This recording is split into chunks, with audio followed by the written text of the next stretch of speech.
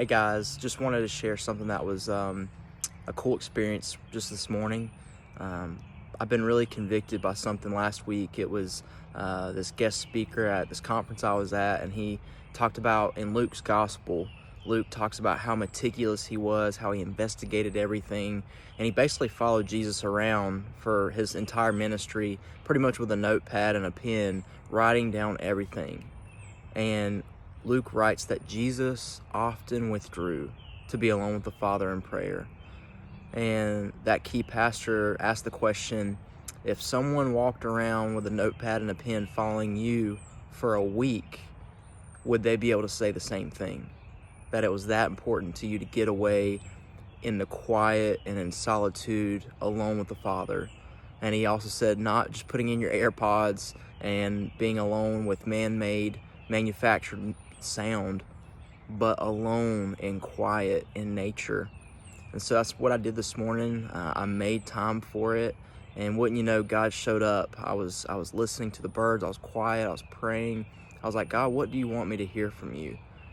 And I sat in this park area, and there's all these benches all around here.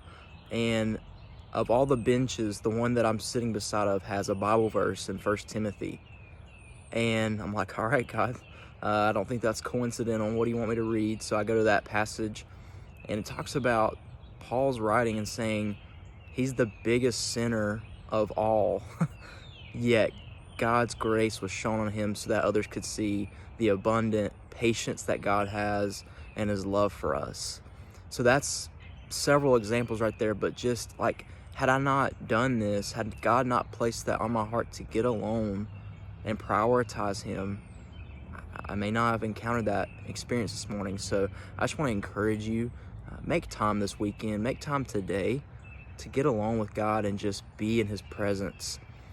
And really, being in his presence and prayer, it's not about you anyways. It's about hearing what he has to say, what he wants to show you and reveal to you. So when you pray, start out with just praise and worship for who he is. Obviously, he wants us to ask him for things, but if you start your prayer in adoration and worship, then your posture, your heart gets placed in the reverence that he deserves. So I hope this is encouragement to you all, and I hope that you have a great day and just know that you're deeply, deeply loved.